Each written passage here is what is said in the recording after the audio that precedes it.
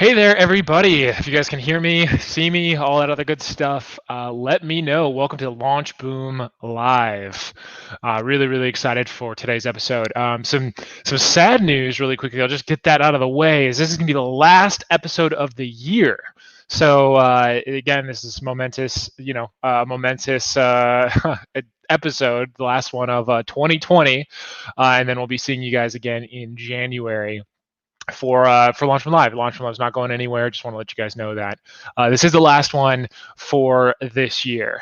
So I'm going to take a quick second here. We're just going to wait a couple minutes before we get started. If you can see me, if you can hear me, just go ahead and comment on whatever platform you're on right now. Put a 1. Let me know. Let me know where you're calling in from or tuning in from. And I'm just really excited. I've got some awesome guests. Just really excited to bring them on here today and go over so much great content with you guys. So super excited. So if you can hear me coming in loud and clear, please let me know.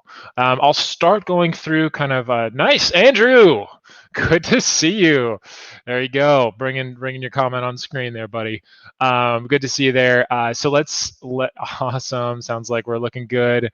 Yeah, the year has absolutely flown by. Thankful for all you guys do for entrepreneurs. Yeah, this has just been like just a crazy year. And with my intro section, I'm going to kind of do a little bit of a recap about that. But let's dig in and talk about what we're going to be covering today, and then I'm going to be digging into that.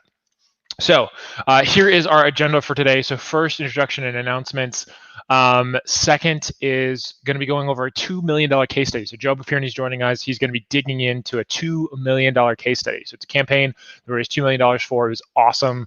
I think we had like a 20x return during pre-launch, some crazy numbers. So really excited to show it to you guys. Then I've got Kevin Liang. He is on the LaunchBoom team, but he's also, a lot of people might not know, he's the founder of Aqua Design Innovations. He's the reason I got into crowdfunding in the first place. We actually went to college together.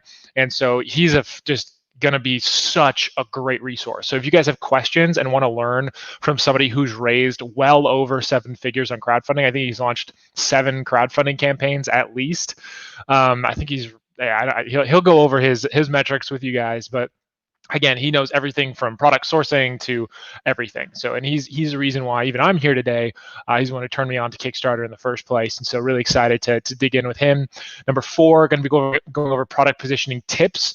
And so for this, I'm going to be showing you guys one of my favorite tools. It's really simple, but it's something that, like, if you're not doing it, you're going to be making a huge mistake. But it's awesome. I mentioned this in one of the past episodes. Hint: pops and pods. So if you know what those are, then you're going to be stoked. If not, then you should really enjoy this. Then we're going to be having Steven from Easyship hop on, go over some crowdfunding shipping. So really excited about that for section number 5. And then number 6, we have our giveaway announcement. So lucky winner. And then we've also, of course, going to be talking about the giveaway for the new year. So we're going to be giving away something in the community for Christmas. It's really exciting.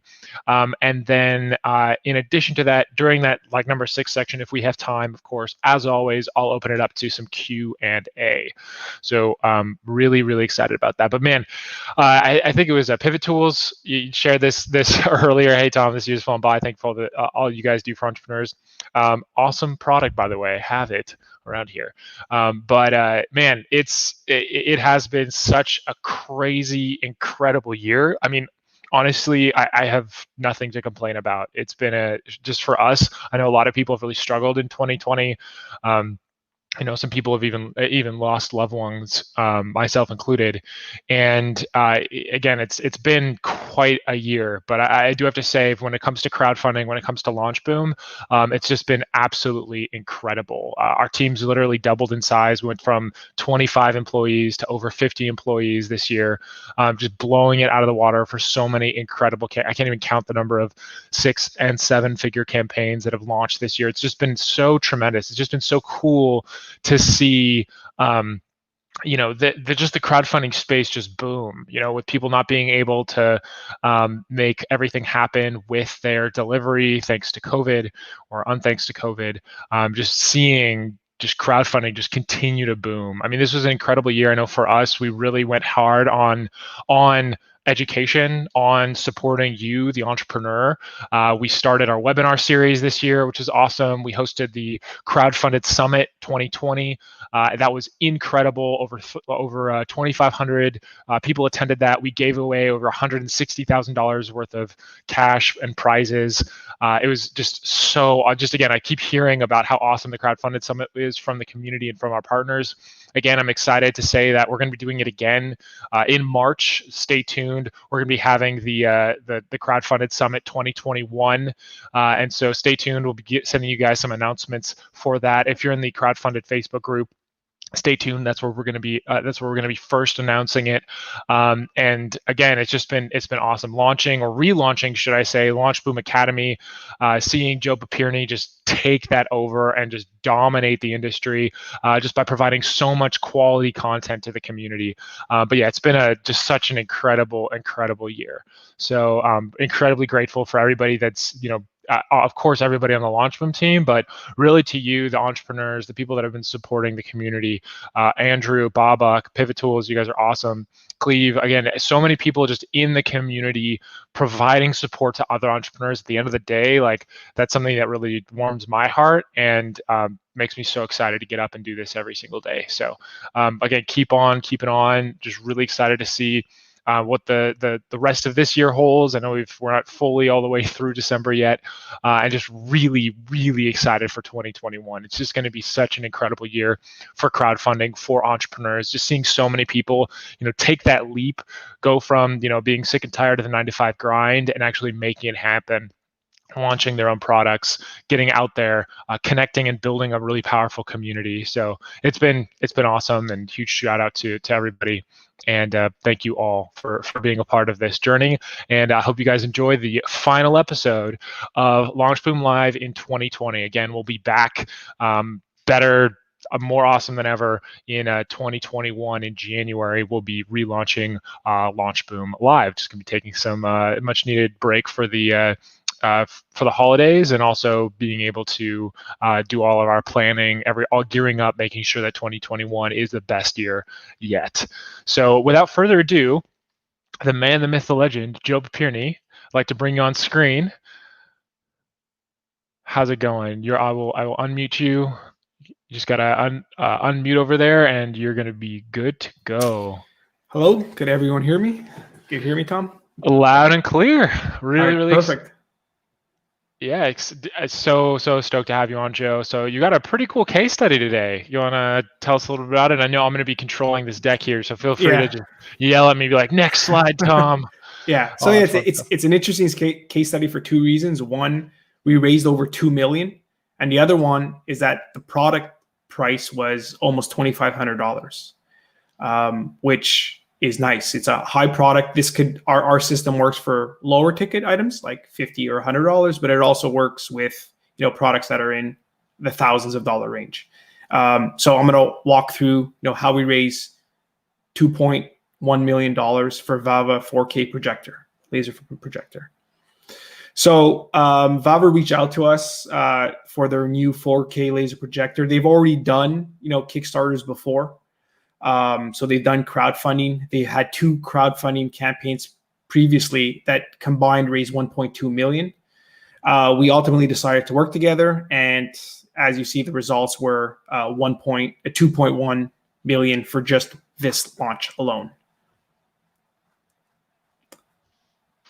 Yeah, we'll go to the next slide. So phase 1 of what we did with them is we use our proprietary system and predictable model to determine the success of a launch with minimum upfront investment and time. That's what we're all about, mitigating risk of time and money every step of the way. We call this phase launch a TestBoom.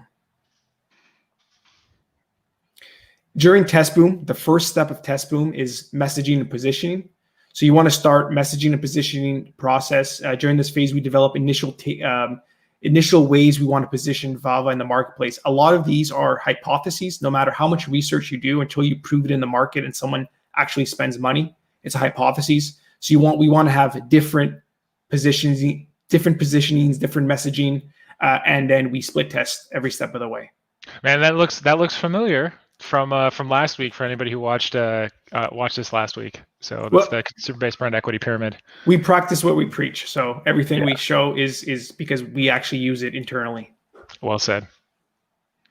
So from this process, we came up specifically for Vava 2 to 4 angles to test in the market. I'm going to give you specifically what we came up with. So there are many ways to communicate the value of a product. An angle can be thought of as one of those points of value that we want to lead with. So here's what we came up with for Vava.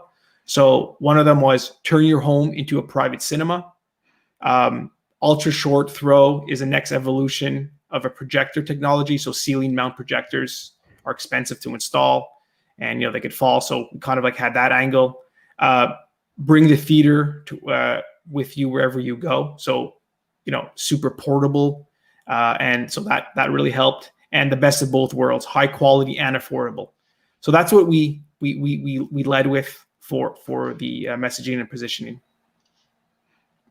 So after that was done, we wanted to identify 2 to 4 audiences that we want to test on Facebook and Instagram. So think of an audience as a type of person. What are their interests, their age, their gender, etc. So here's what we came up with for Vava. Projector competitor brand. So people who are interested in other competitors, that's probably the lowest hanging fruit. Bigger retails that sell projectors, smart TVs, electronics, things like that. So find actually the source of where they sell it. Media streaming devices. So a lot of times people that are into projectors, we thought, again, hypotheses, but it ended up working out. They might be into like an Apple TV or an Amazon Fire Stick. So we target those people. And people that want to watch home renovation TV shows, do it yourself, things like that. And this is true. I know someone personally who just redid their basement, and again they thought about maybe putting in a projector. So our hypotheses, again, because we did the research, we knew that these angles would potentially work. The idea now is to figure out which angle is going to work the best for innovators and early adopters. Once we have all the marketing and messaging and positioning kind of hypotheses, then we use what we call a reservation funnel to start testing the different angles. And I'm going to walk you through a little bit of some of the nuances of a reservation funnel. So the ultimate goal of the reservation funnel is for the lead to put a $1 deposit to reserve the product before they launch. They reserve it at the best optimal price ever. The reason why we do this is because people who put a $1 reservation or reserve the product are 30 times more likely to buy. And again, just kind of maybe the psychology behind that is because they've invested, even though it's just $1, they've actually took out their credit card and actually gave you money. So the buying intent is so much higher than any other metric. And again, in my other training, I talk a little bit more detail about how we struggled figuring out exactly correlations between different metrics and buying intent. And there is no other one that is as consistent and as accurate as putting a $1 reservation. Also, the other thing to mention is this was for a $2,500, product. So this works for high ticket. There might be an argument to say that this works better for products that are over $100 with this $1 reservation. And I personally like launching products that are over $100 because you typically have better margins. So only after $2,000 of test budget of the ad spend, we knew we had a winner. So here were some of the results. We spent $2,000 of Facebook and Instagram ads. We had over 4,200 leads. These are people who entered their email. And then we had 27 reservations. I know it's low, but again, remember, this is someone who is very serious about wanting to buy a $2,500 product. They invested that $1 to get the best price ever. Yeah, and jumping off of what Joe's saying here, so if you you can do the math, right? And so looking at the number of leads, right, we're looking at like a sub 50-cent cost per lead, which is incredible. Like even just from a leads perspective, so we know there's a lot of interest. Now, of course, this is a super cool product, but it's super expensive. So then looking at that cost per reservation, that calculates to about $74. And so think about like, even if, a smaller percentage, you've got so much margin in that $2,000, right, to that $2,000 price point. Again, usually you can anticipate, again, we can't reveal their COGS here, but like maybe 30% or 33% if they're doing their, they got their manufacturing down, and Vava is like clearly done this many times before, so you could probably anticipate, okay, cool, well, that's how much margin they have, and at a $74 cost per reservation, that looks awesome. You can do that all day, right, and build up a massive list. But I won't get, sorry, I'm getting a little ahead there, Joe. No worries. So because the TestBoom went well, we knew, we had something. So phase 2 is the full LaunchBoom program. Basically what we do is we continue with the building that audience, those leads and those VIPs. People put a $1 deposit, but now we're no longer split testing. We know exactly who our audiences are and how to market to them. What's the marketing message that works? So I'm going to go into some of the details here. So the next thing you want to do is you want to continue, like I mentioned, scaling the pre-campaign advertising. So we took the $2,000 test budget and we increased it to $15,000. And we diversified some of the ad budget by targeting additional audiences, people that we saw that were working, and testing new angles. The other thing that we like to introduce at this stage that we typically don't introduce at the TestBoom stage is video ads. The reason for that is because you need to test a lot. So dozens and dozens of different creatives. And when I say creative, I mean like an image. And it's cheap to do that. Whereas video tends to be more expensive and longer. Again, every step of the way is about mitigating the risk of time and money. So video is more expensive and it takes longer. Let's, through the testing phase, figure out which aspects and features of your product, what's the marketing message that works. And then when you go into the scaling phase of the pre-campaign, now you could introduce video. You know exactly how to shoot the right video ad for your target audience. So that's what we ended up doing. So here's some metrics. So we ended up total spending $15,700 in the pre-campaign. We had over 18,000 leads. The cost per lead is incredible at 86 cents, which is really, really good. You want to get to around $1. If you got to $2, that's not bad, but 86 cents is unbelievable. That's awesome. We had 136 reservations. Again, this is typically a little bit lower reservations, but again, this product is much higher than most of our product launches, and the cost per reservation was $115. So that's something that I want to talk a little bit about quickly. Is while I do think that a higher ticket e-commerce product is probably going to have more margins, and I would recommend that, there is a correlation of cost per acquisition and the price of a product. So if your product, I mean, you will have more margins, but it just means that you might need a little bit more upfront investment to get there. So just something to take into account, that there is a nice balance. So the next thing that we do is we introduce everyone and people who are familiar with our system into a VIP Facebook group. So, the people who put a $1 reservation, we call them VIPs. And one of the benefits of becoming a VIP is they enter this private group. They're able to interact, in this particular example, with the Vava team and other VIPs. So these people become hypers. They're hyper interested in your product, and they typically share your launch with their inner circle of friends and family. So it's great. You like build these ambassadors for free.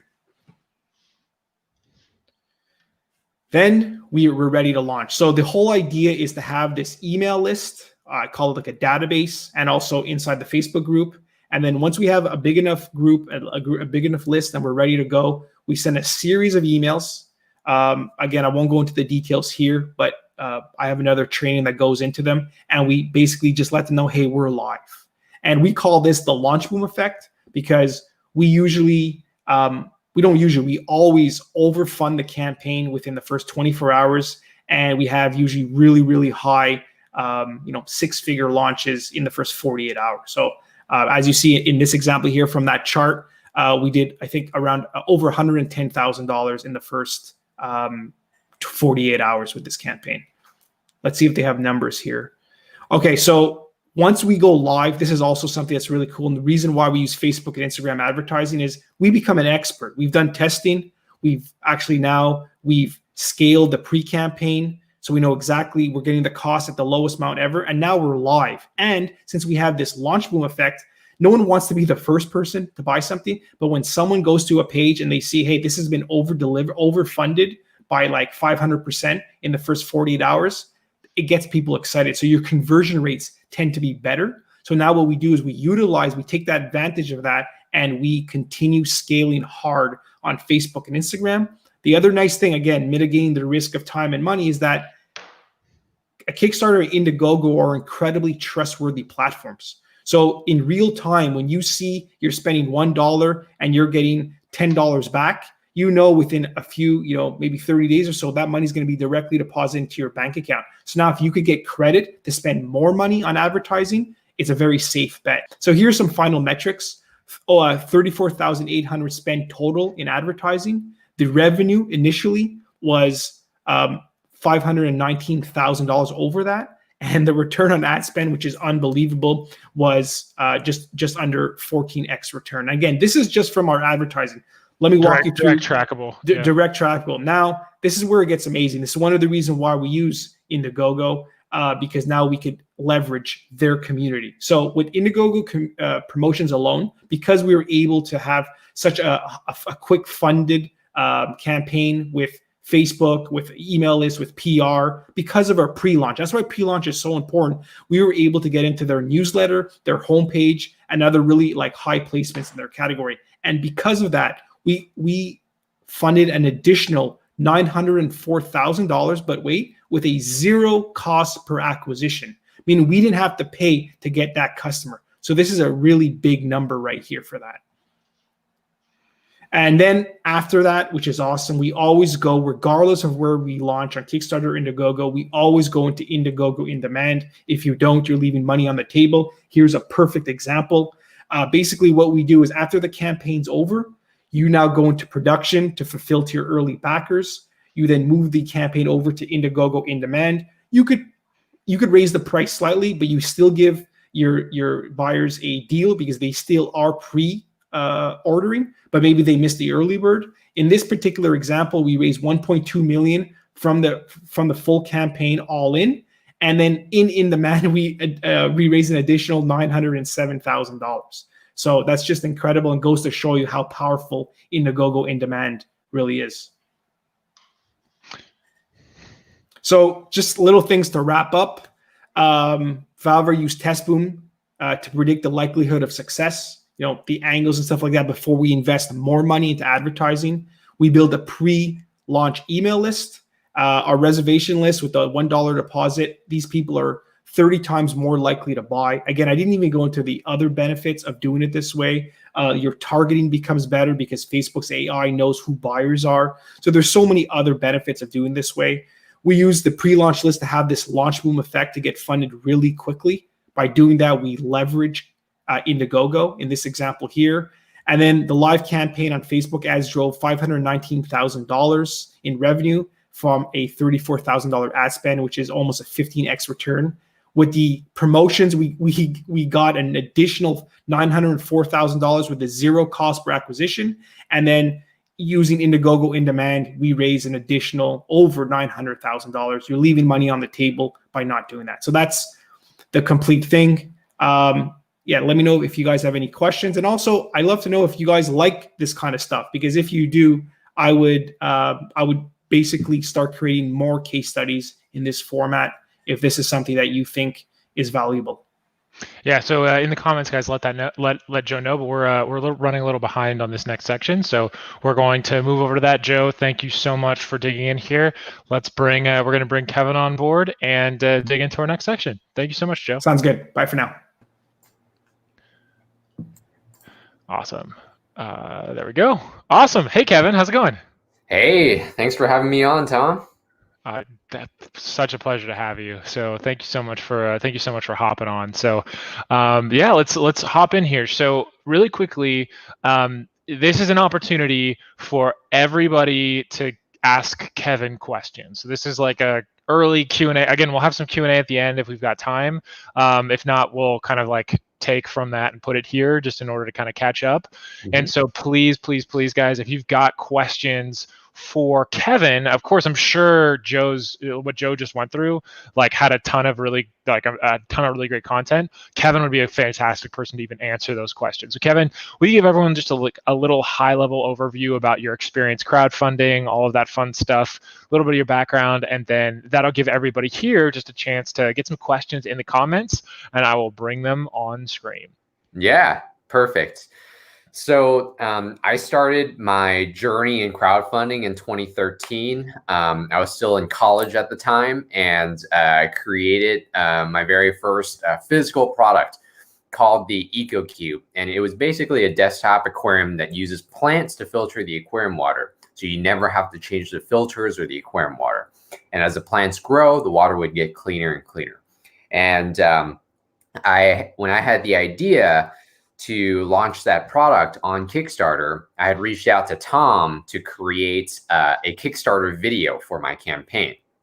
And after going through the brand equity pyramid and all the exercises that we still use today, we launched my very first crowdfunding campaign and raised just under $80,000 on Kickstarter itself.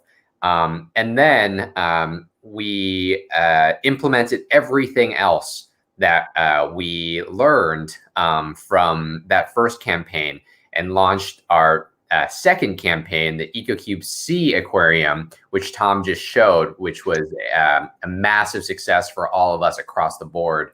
I raised only on Kickstarter $375,000, but off of the platform, we raised additional $300,000 plus for that one product and campaign.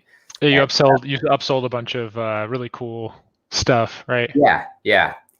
Cross-sold a lot of accessories and things that would make their product experience even better. And so since then, we've launched, 5 other campaigns, 7 in total. And with every campaign, what we saw was a larger and larger growth in overall sales across the board. So both on Amazon and our own website. And we really use crowdfunding as a method to acquire new customers and bring them into our community. With every new campaign that Tom and I launched together, and I launched with LaunchBoom as a client,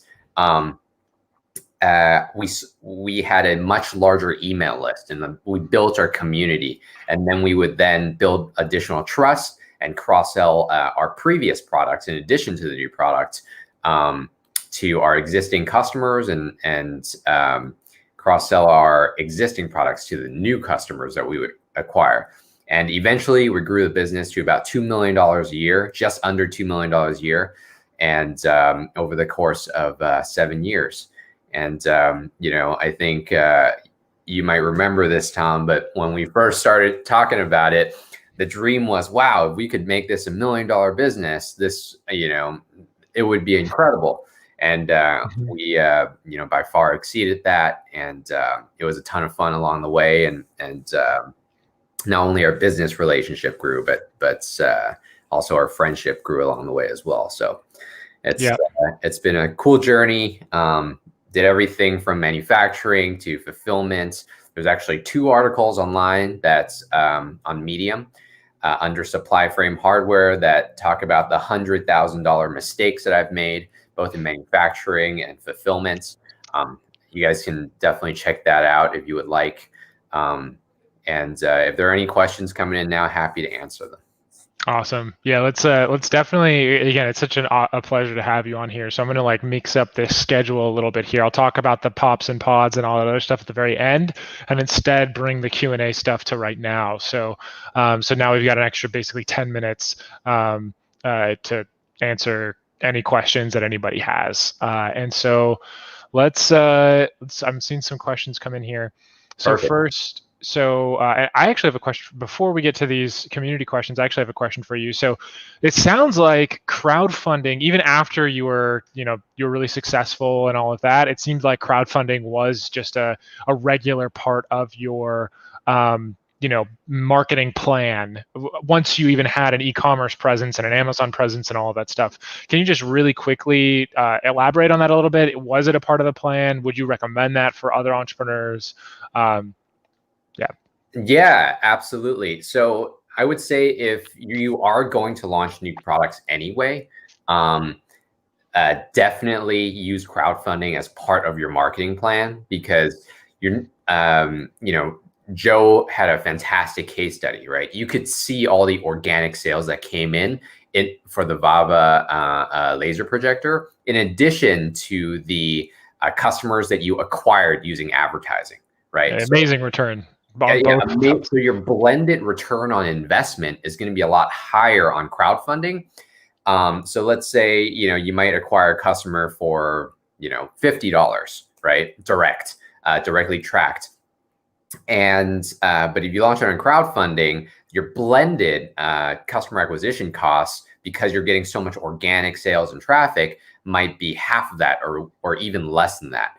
And then for that customer that comes in organically, you can sell your other existing products to them. So there is really no reason, if you're going to launch a new product anyway, to not use crowdfunding as a method to grow your community. I mean, who doesn't like getting a ton of cash up front before you deliver a product, right? before you carry inventory. Right. And awesome. actually, some of the products that we launched on crowdfunding, once we fulfilled it, we actually didn't even carry it because the feedback we got wasn't as strong as we wanted it to be. So some products we launched on crowdfunding and did really well, and we would decide to carry it. Some products did well, but not well enough for us to continue investing in that product. So we stopped selling it after we sold through the initial batch of production. So it's a really great way to not have to, sort of get your cash flow stuck in inventory. Like, especially if you think about having like 7 or 8 different products, keeping 8 different products in stock during the holiday season at $2 million a year, that can mean $500,000 in inventory at any given time that you have. So that's a lot of cash that you're just sitting on that could be used for marketing or hiring team members, et cetera, to help you grow your business. Yeah, well said, Kevin. I think that's awesome. And it's so funny. It's like the testing mindset, right? You do TestBoom, right? And then you're learning from that, and then you launch, and then that's just a whole other learning experience. And so it's all about that continuing to like test and learn from every experience. Okay, cool. So we got some questions coming in here from the community. Question coming in is, thanks, Kevin, for sharing your awesome experience. My question is, what kind of benefits should I offer to invite someone to run a crowdfunding campaign with me? Mm-hmm. So I'm just going to assume you're talking about like a business partnership or a a marketing partner or associate. Where I've found and where I've seen people have had the most success. Let me take a step back. What I did when I first launched my first crowdfunding campaign was I hired someone on an hourly basis because I didn't have money then, right? Hired someone on an hourly basis. And what I did was I read everything about crowdfunding from page 1 to page 10 of Google, top to bottom. That's just, and then I saw the patterns of the things that people recommended more than once, twice, or 3 times. And I would compile all those things onto one document and, do all those things. But after you do all those things, you realize 80% of the things that I did really didn't create any significant results. I was just spinning my wheels and wasting a lot of time, right? And so then I applied that 80-20 rule, the 20% that generated the most results, into my second campaign. And you guys saw that produced significantly better results. And fast forward to now you don't have to go through page 1 and page 10 of Google to find out all the things that other people do, right? And waste your time like I did back in 2013. You could just go through that free training that Joe put out, and it shows you exactly all the things that work best for LaunchBoom, over hundreds of campaigns that we've launched that are all 6 and 7 figures. And so where I've seen, to answer your question, where I've seen people have a lot of success is they sort of do what I did, which is get someone that's technologically capable, but doesn't necessarily need to have a ton of experience. Hire them on an hourly wage and pair them with the LaunchBoom resources, all this free content that we put out, right? So that it saves them 80% of their time, and it shows them step by step exactly how we work here at LaunchBoom. And an even better resource that I would highly recommend is the program LaunchBoom Academy. And that literally shows you, it's 100 videos where Tom and Mark put together, where it shows you exactly step by step how we set up the dollar reservation funnel, how we get that 20 to 40x return on investment that the Vava laser projector got. So it saves you so much time and energy, and it doesn't take anyone with any experience. You don't need to make the $200,000 of mistakes that I did. You could just go ahead and skip straight to the things that worked for you or work for us and use that for yourself and your own products. So I think that allows you to find a partner, or broadens the range of like where you could find a partner. So just someone that's digitally capable and can, learn quickly, especially when we pair them with the LaunchBoom Academy and the programs that we have available at LaunchBoom, and they can execute on a very successful campaign because it's all proven systems and processes that we've developed here at LaunchBoom that they just need to follow. And like the program is so cool that there's 100% funding guarantee on the program because that's how much we believe in it. So to answer your question, I think there's many ways you can find someone with programs like that available now and free content that LaunchBoom puts out. And it could be a friend of yours. I think going to university hiring platforms is a fantastic resource, especially right now, unfortunately for them, but fortunately for creators like us. There's a lot of recent grads that are still looking for a job. And so they're very capable and smart people with little experience that are looking to add something to their portfolio. And you can certainly find someone there on an hourly wage to help you execute on a crowdfunding campaign, especially if you pair them with such powerful resources and systems, proven systems like the one that Joe just shared for free. So we've got about thank you for that, Kevin. We got about 2 minutes left. I'm gonna get a last question up here. We'll try to answer it super quickly. I know it's like a tougher question, which is, Kevin, how would you sell a $15 item? I'm not having much luck with $1 reservations from a plastic phone holder, TLTD. Perhaps I focus on giving the item away for free to influencers and tech bloggers. Would love any advice. Yeah, that's a tough one. I would say try to bundle them up if possible. And then, so that would be like the first go-to. And then the second thing is,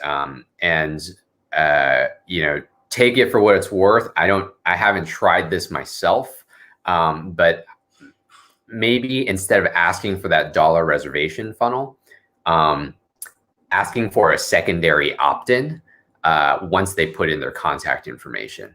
Because like you've mentioned, getting that, acquiring that dollar reservationist can cost a lot more than $15, right? However, people that give you their contact information and give you their email address, it might only cost you, I don't know, 60 cents to $2.50, right? But then you can now manually reach out to them and ask them and speak with them to see the quality of that lead, rather than putting them through a funnel where we're requiring them to take out their credit cards and give you $1. So that's just another way of validating without driving up your cost of advertising. Awesome. Well, Kevin, thank you so much for answering these questions.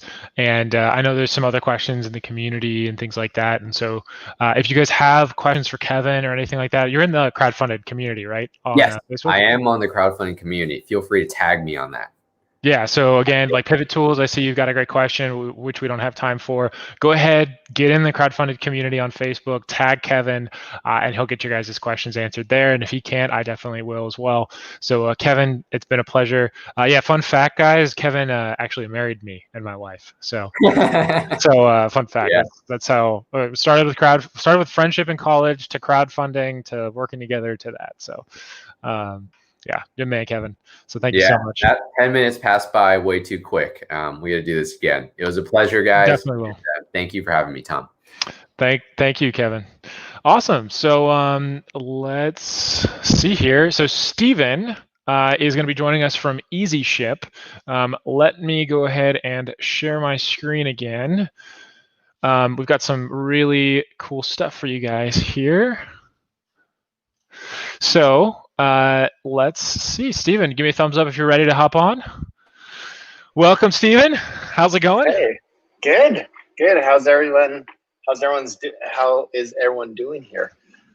Doing awesome. Just again, ton of really awesome advice, and stoked to have you on. Today is it's a pretty big day. It's the last LaunchBoom Live of 2020. So happy to have you on, Steven, and the Easyship team in spirit, and excited to jump in here. I know you've got some great content here for today. Now I am driving, aka controlling the screen here. So if you want me to change slides or anything like that, feel free to just yell at me, tell me to switch those slides, and then if we've got some time at the end, we'll answer any questions that anybody has. But I know, guys, everyone here is looking to crowdfund a product. Everybody needs to ultimately ship that product to consumers somehow. And so Steven is just such an incredible wealth of knowledge with the Easyship team. And so I'm sure you guys will have questions for him. And I'm just really excited for Steven to just share some knowledge and teach people more about crowdfunding shipping. Thanks, Tom. Thanks for that intro. So, I wanted to give a big thank you to everyone here, and as well as the LaunchBoom team for the invite to chat. They've been really awesome partners, and we've worked on some really great campaigns together. So, as a quick intro in terms of what I do at Easyship, I currently head our crowdfunding team that work with campaigners like yourselves and figure out strategies in terms of fulfilling your products to your awesome backers. So, today I really wanted to give you a 10,000-foot view in terms of who we are as a company and what we've built to help campaigns kind of remove headaches around shipping, and then open the floor for any kind of specific questions and about fulfillment and shipping your products to your backers. Tom, next slide. Let's do it. Cool. So, just a quick kind of one sentence kind of who we are. We're a shipping technology company that combines technology solutions and fulfillment, helping campaigns figure out how to ship their awesome products to their backers while navigating things like trade wars, optimizing shipping lanes. And we, of course, have solutions worldwide in the US, Hong Kong, Australia, Singapore, Canada, and the EU. And of course, now with Brexit, in the UK as well. And it boils down to we equip crowdfunders with all the tools to fulfill their products to their backers, regardless of where they're located. And this is some really awesome facts I actually just found out, but we've shipped over 10 million packages to 10 million backers. That's awesome. So that's a really impressive number, and we're incredibly proud of the great things that we've done. And here are some clients that we've been super fortunate to work with. So MakeBike, Sony, Waverly Labs, Tropic Field, and OSnap. Awesome. That's cool to see that you guys work with not just small one-time crowdfunding campaigns, but also really big companies as well. That's really awesome. So this is how Easyship helps. So number one, we have a technology platform that's an all-in-one dashboard for you to kind of organize all your shipments in one place. We know that a lot of campaigns are run by very lean teams, and everyone's wearing multiple hats, juggling multiple different projects. So having a one single source of truth when it comes to shipping, maybe hundreds to thousands to tens of thousands of packages will be incredibly key. We have partnerships with over 50 different couriers, which equates to over 250 different shipping solutions. And the idea here is pretty straightforward: optimizing your shipping costs regardless of where your backers are, and having more options. It's key to that. We also provide global flat rates. So this is something that's been in development for a long time from Easyship, but this removes a lot of the kind of headaches of, shipping something to Albania is, a very exorbitant amount of money versus shipping something to somewhere more localized.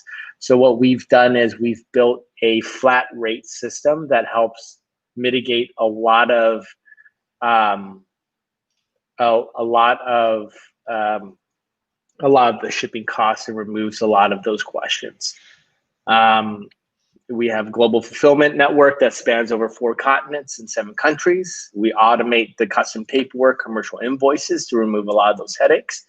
And of course, and very lastly, we have a vibrant e-commerce ecosystem. So we're not just a crowdfunding shipping company. We are a long-term partner that can help your team expand globally even after the campaign. And we're integrated with Shopify, WooCommerce, BigCommerce, etc. Awesome. Cool. And so this is how it works. So a very quick kind of overview in terms of our flow. We craft a fulfillment strategy for your specific product based on a few variables, right? So where is your product being manufactured? Is it impacted by high import duties? Is it manufactured in China where it's impacted by the trade war? What kind of strategy can Easyship build with, all the different solutions that we have to save holistically on your campaign, whether that's on the labor portion of it, taxes and duties, shipping costs? We look at it holistically.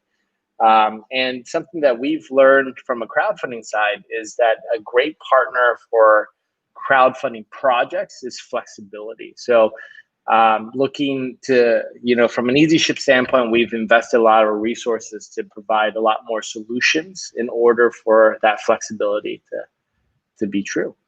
The second piece is, of course, moving your goods to one of our network of warehouses. So Hong Kong, US, Canada, Australia, Singapore, EU. And then from there, you upload your orders into our platform where our algorithm will pick the best solution based on the criteria that you want Easyship to interact with, whether that's a specific tracking quality that you're looking for, specific speed of delivery, best value or costs, and etc. Easyship will pick the right solution based on those criteria. We pick, pack, and ship them out, and then our platform will automatically update the orders in terms of different tracking statuses, and then send out emails with tracking links to your backers. And lastly, of course, I mentioned this before, but you can monitor your shipments in one place. And the key to this is a lot of campaigns. Again, you're doing a lot of different things for each team member. So with Easyship, having a platform to keep things organized is going to be incredibly key. And final slide. Here's our contact information. We would love to talk. So of course, if there's any questions that I don't answer in the next 10 minutes, feel free to kind of shoot it over to us. But with that being said, just wanted to kind of open the floor for any questions that you guys may have about logistics or global fulfillment, shipping. So it looks like we've already got some great questions coming in here. So Andrew asks, can Easyship receive 2 different UPCs and combine them before shipping, i.e. receive the product and its own special box, combine them in a warehouse before shipping to a customer? Yeah. Yes, we can do that. Awesome. More questions. Does anyone have any shipping questions? I know you guys do. I see those questions all the time in the crowdfunded community. So if you guys have questions, get them in here. And I'll ask Stephen. I'll ask you a quick question. Is like, sure. What would you say is like when it comes to crowdfunding and shipping, like what is the biggest pitfall? Like where do people screw up the most? Yeah, I think people don't realize that shipping is not just based on weight. So I think when we think about moving an item maybe to our parents for Christmas, like we're going to ship them a gift, we always think, oh, this is really heavy, it's going to be more expensive. Or this is going to be really light, it's going to be less expensive. That's only kind of one piece of the answer. So it's all about shipping complexities. So if an item is very large, not in terms of weight, but just in terms of size, that's also going to cost more. If your item has a lithium-ion battery, it's also going to cost more. Some solutions don't ship batteries. If you have liquids, that's also kind of part of it as well. If there's more than 100 milliliters of liquid, some solutions just cannot ship that. And the reason why I bring this up, especially with crowdfunding, is things change, products change. right? They go through so many different, even after the campaign is done, you might be, we've worked with campaigns where they go, hey, I think it's a great idea if we put a lithium ion battery on this. And, it does change up complexity quite a bit. Or if a campaign goes, hey, look, like I'm just going to add an inch, it's not going to be that much. But in the shipping world, it might add some shipping costs behind it. So my kind of big point here is, think of shipping early. And then also any changes with your product, no matter how big or small you may think it may be, kind of consult with that partner that you've chosen for shipping, and see how much that's affected your pricing. Great answer there. Thank you, Stephen. Next question. Is it cheaper to ship 5,000 small items to the US and then ship locally, or ship them from China? Yeah, that's a great question. That is an excellent question. The answer that I would give is it's based on your HS code, right? So as currently right now, China and the US are still engaged with a trade war. There are tariffs that are affected specific products. So if you're in one of those categories where you are affected by tariffs, then it's going to be more cost effective if you ship it out from a place like China or Hong Kong straight to the US, to your US backers, based on Section 321. And for those who don't know what Section 321 is, basically, if you're sending an item direct to your customer, and you're shipping it outside the United States, and that package is under $800, you, as well as your customer, do not need to pay any taxes, duties, or tariffs. So right now, with the trade war that's going on, it has saved crowdfunding campaigns an enormous amount of money, because there are a lot of products that are being affected very heavily with the Trump tariffs. Got it. Awesome. Fantastic answer, which you get to the next question here too, which is, do you help with forwarding agents for FOB orders? So it's not kind of our solutions, but we definitely have partners that can handle that. So so we can help assist that through our network of partners. So this next question is something that I could probably also help in answering. Would I be a fool for my Kickstarter? I do not support international buyers. I'm just scared it will be a logistics nightmare, and I'm thinking of focusing on the USA first. So let's answer this in two parts. So I'll first talk about the marketing side of this, and then Stephen, if you want to touch on kind of like how complex actually is it? Is it really complex and they should definitely avoid it, or is it something that isn't?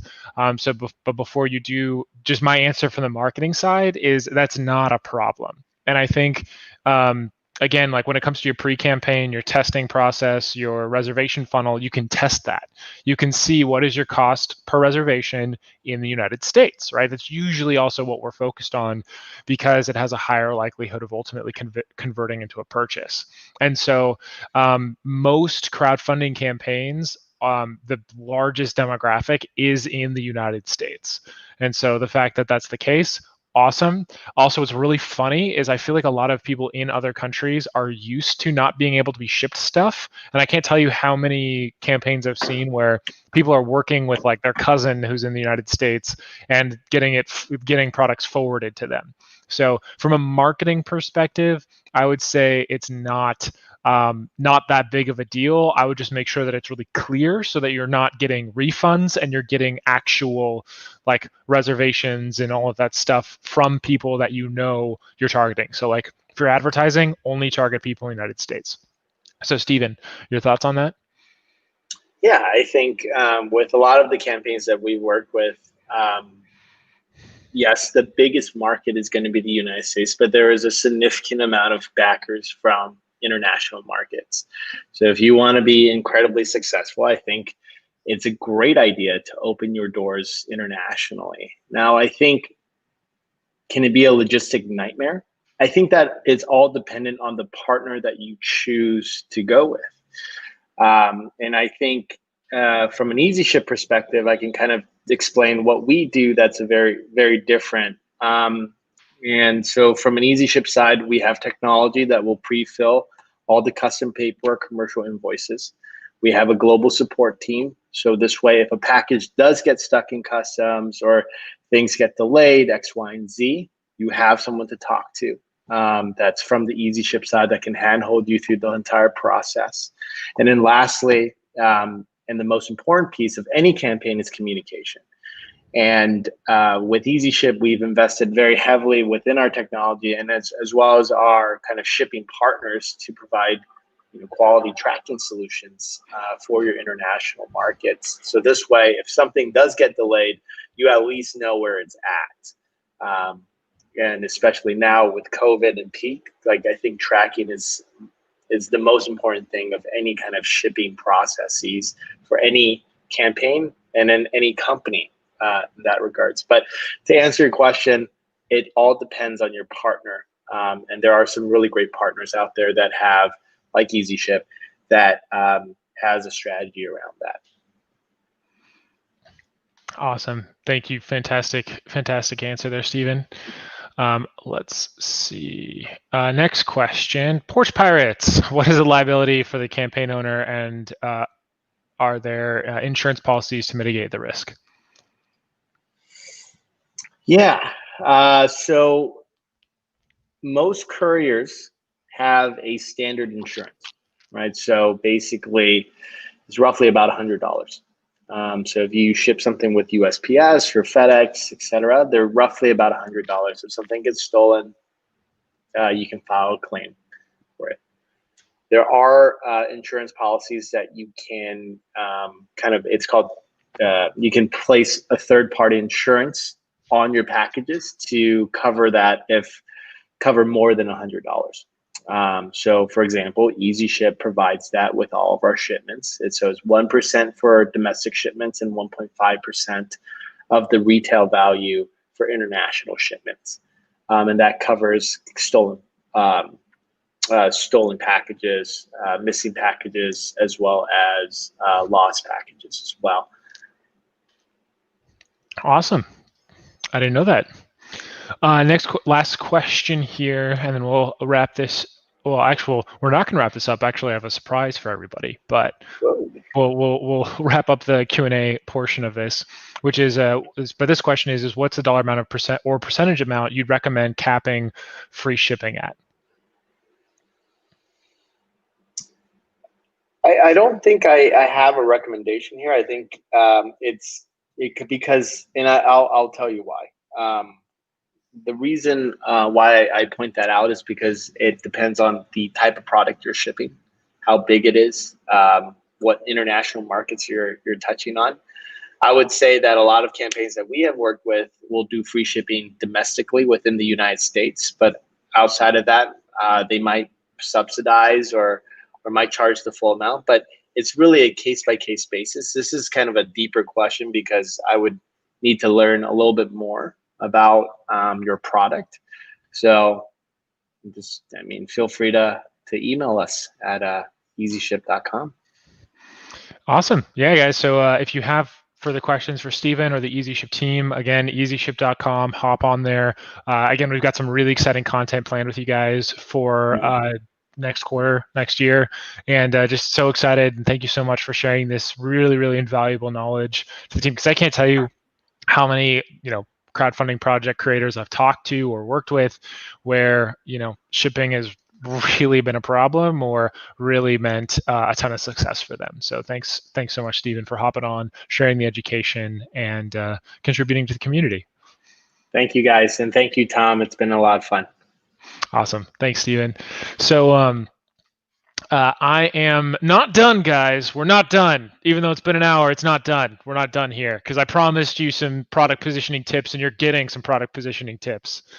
So you're gonna get it. So we're gonna dig into that right now. I'm gonna give you guys some product positioning tips. If you guys have any last minute questions or anything like that, we're gonna do that as well. And we're also gonna be doing the giveaway. So I'm gonna do the giveaway now. And then we're going to do the product positioning tips, and we're going to close out with that. So for the giveaway, so if you all remember, last week, we promised that we'd be giving away all of the VIP recordings from the Crowdfunded Summit 2020, kind of like celebrating the fact that we now know when the 2021 summit will be. And the winner is Richard from Ecoloblue, if I'm pronouncing that correctly. So Richard, congratulations, you won the VIP access, $500 value. And so just email me. Again, I'll also be emailing you so that you can make sure that you get access to that. So congratulations, Richard, and happy to have you in the community. So and I'm sure you guys are asking, what about what about other giveaways or anything like that? Well, don't worry. We're still going to do one last giveaway this year for the exact same thing. But actually, you know what? I was talking to Joe earlier, and we actually had a pretty cool idea here. And so, if you guys want complete VIP access to the next Crowdfunded Summit, as well as a one-on-one advertising coaching call for 30 minutes with yours truly. So that means like I'm going to get into your ad account and like help you make sure that everything is going well or is going to go well. Then you're going to want to win this giveaway. So, and this giveaway, I'll announce it in the Facebook group because of course we're not going to be doing a live next Tuesday.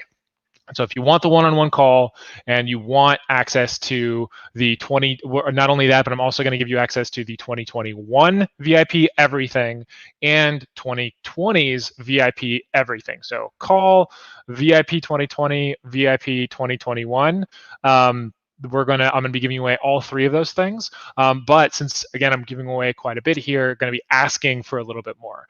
And so what my request is email me. So that's how you're going to do it. You're going to be emailing me, and you're going to be emailing me feedback. And so what that means is, what I want to know is, and no, this giveaway is not Academy exempt. This is not Academy exempt. You want that one-on-one call. And so it is not Academy exempt. So if you're in Academy, you're like the best person to get this.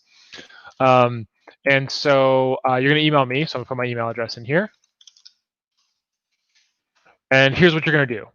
So you're going to email me and you're going to give me feedback on again, 2020 has been awesome. I want to know what you've thought of our blog posts, the crowdfunded community. Well, if you're in LaunchBoom Academy.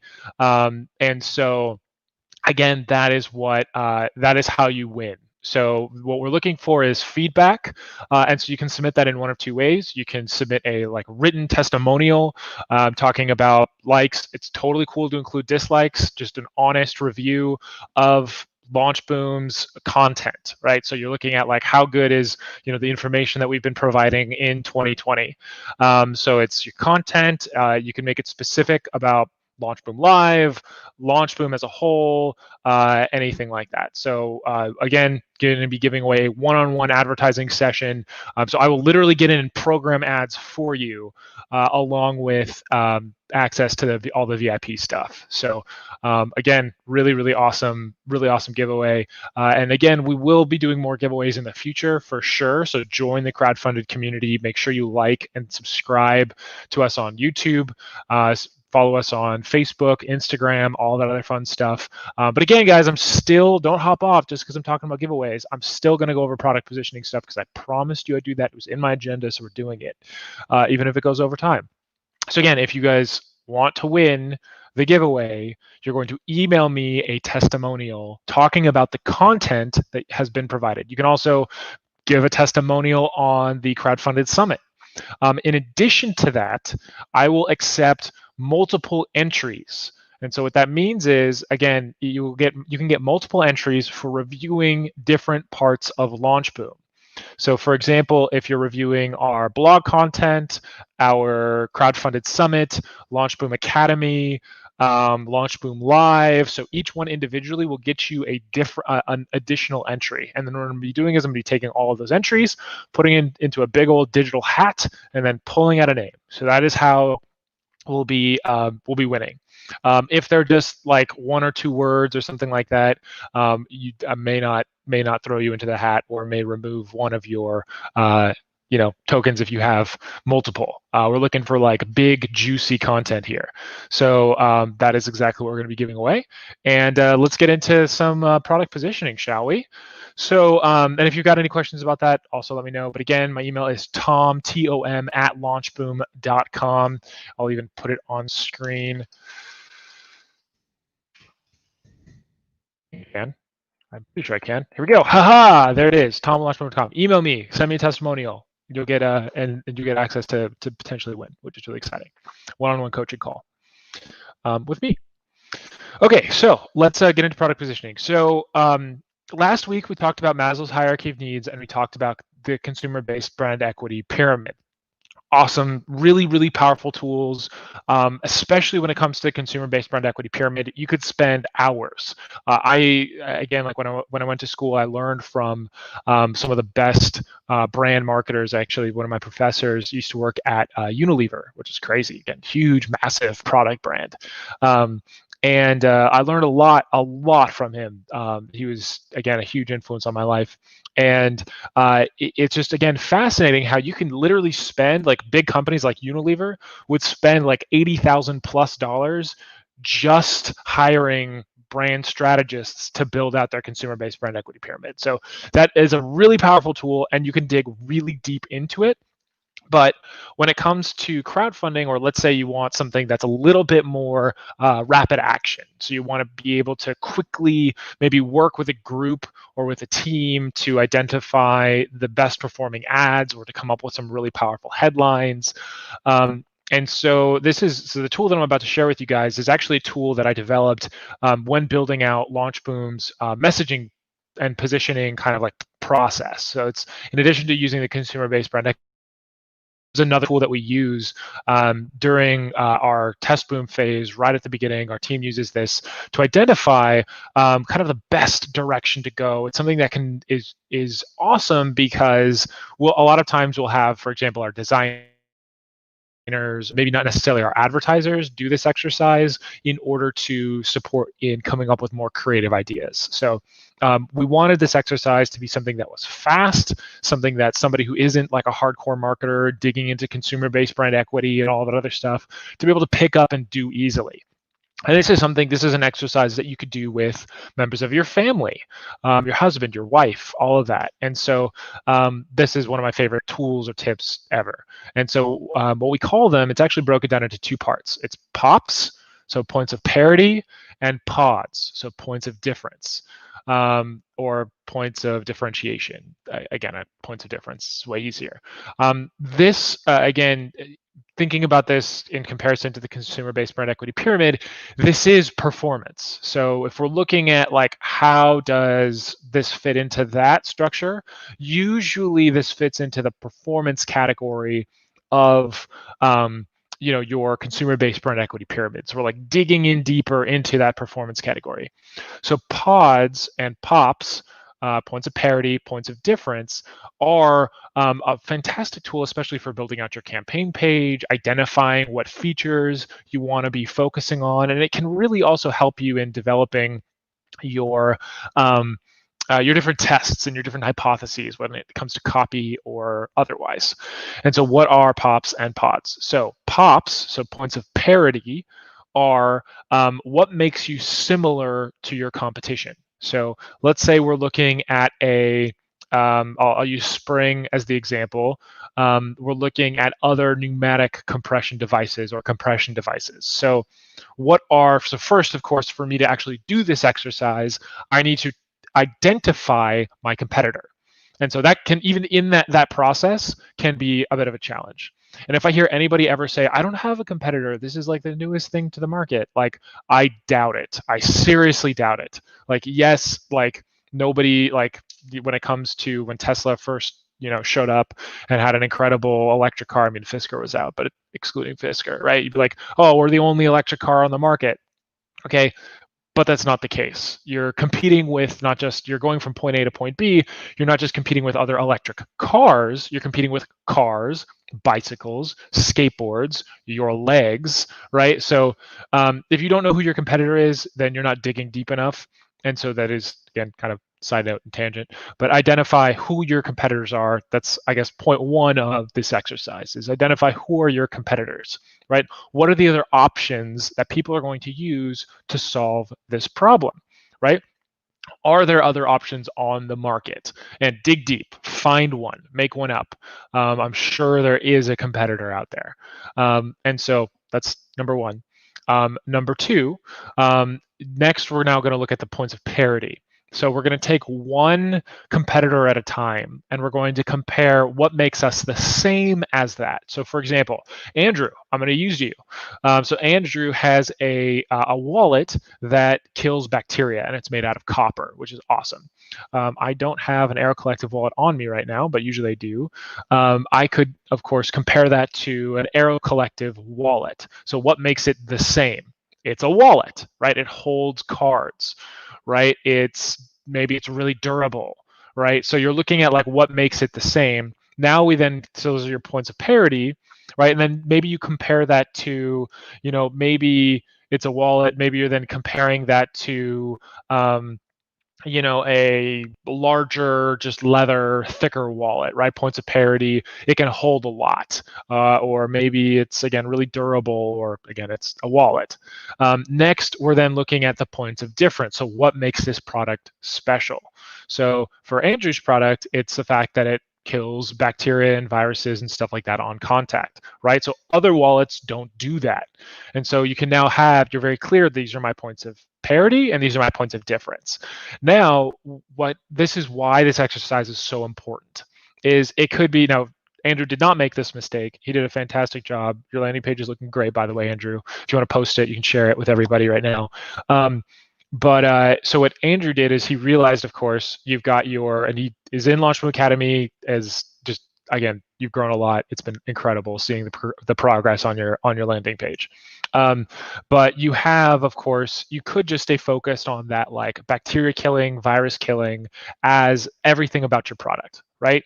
Or for example, so that stay focused on that, but then you're missing out on the thing that's also really important, which is, and here I'll post the link so anyone can see it. There it is. Or you're missing out on what's most important, which is it's a wallet and it potentially needs to hold cards, right? Or cash. And so being able to make sure that you're identifying both of those things is what's most important, not just what you enjoy the most.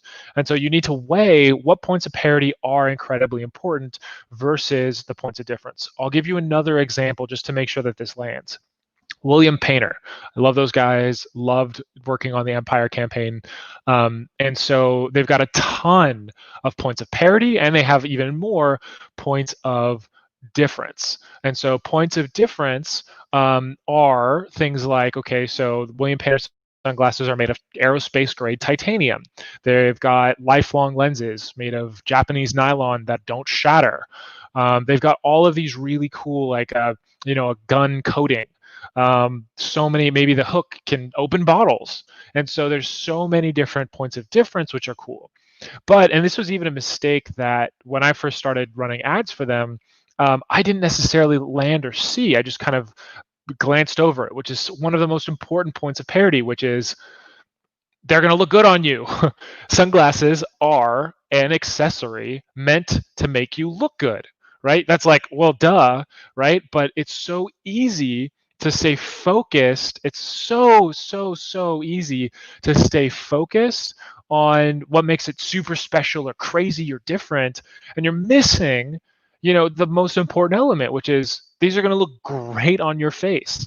And so if you go watch their hero video, the one that has like more views than Dollar Shave Club, right? They landed that really well along with all of their points of difference. They made sure the most important thing that they landed is, hey, this is going to look good on your face, right? And in their second video, right, they dig into that even more. But that's something that's really important, is making sure that you're clear on what are your points of parity and what are your points of difference. Going back to Spring, again, looking at different competitors can be very important.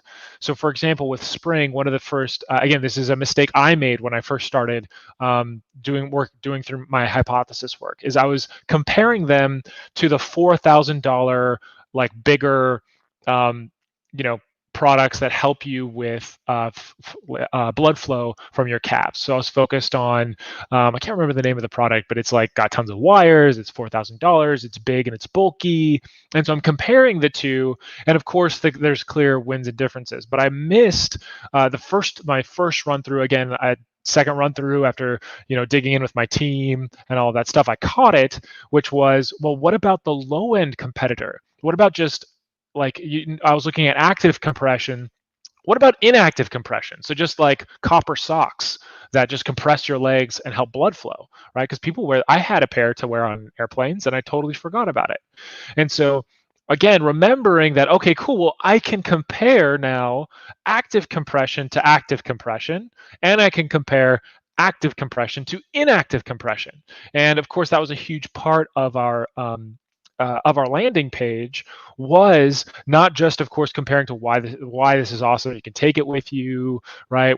Great on airplanes, all of that other fun stuff. But I could show you the difference in recovery times between active compression and inactive compression, which also lent itself to being able to, go outside the box and be able to present some real scientific data that weren't even about the product, which is awesome because there's a ton of case studies and things like that showing the difference between active and inactive compression, which of course you can then talk about that, right? On your landing page, you can be like, here's what active compression is like versus inactive, but you're not necessarily need to bring it back to your product.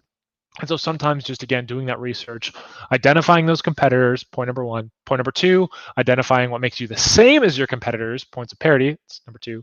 Number three is points of difference, what makes you different from everybody else. And so as you kind of like draw all of this out and map it out, you're going to start to see kind of, again, Joe is referring to it as angles or arrows. So we refer to it within the LaunchBoom team, what starts to stand out. Right? What are the arrows or angles that I'm like, yeah, that's a really cool story. I need to pull this out. Or what are the things that you cannot live without, right? So sunglasses need to look good, right? They need to, protect your eyeballs from the sun, right? So I need to make sure I land these things. They're non-negotiables. In addition to this, NASA-inspired aerospace grade titanium. So guys, that's it. Happy 2020. Hopefully this really cool product positioning tool that, again, my favorite product, well, one of my favorite, CBB is probably my favorite, this would be like second favorite product positioning tool. Just want to say so much love, prayers, blessings to all of you guys. Really, really appreciate everybody who's been a huge supporter of LaunchBoom Live, of LaunchBoom Academy. A huge shout out to you guys for continuing to show up and continuing to support us and other entrepreneurs and getting the word out and sharing this. So again, I really, really appreciate you guys. I'm going to close this out with, I'll bring my slide back up. With this really cool, I'm going to close this out with one really cool ending slide. And again, I would say I'll close this with kind of two very important calls to action. So one, if you're not in the crowdfunded community, get in there. I will share a link with everybody now and bring it on screen. So here is a link. So join the crowdfunded community. Here you go. And I will put it on screen as a super cool banner. Here we go. Number one, and then number two is if you haven't seen Joe's free training, if this is the first time to watching and learning about us and all of the other fun stuff, definitely go check it out. So again, if you just go on Facebook, look up Crowdfunded Community, it has the same logo as it's over there, Crowdfunded Summit. That's how you can find us too if finding this link or typing this all in doesn't sit well with you. So here is, and then the other thing to do, of course, is go ahead and watch Joe's free training if you haven't yet.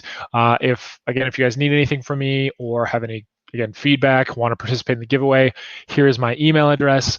And again, Merry Christmas, Happy New Year, and I cannot wait. Of course, I'll be seeing a lot of you in the crowdfunded community on Slack, on Facebook. But if I don't see you until the new year, well, Happy New Year, and I'll see you all on the next one.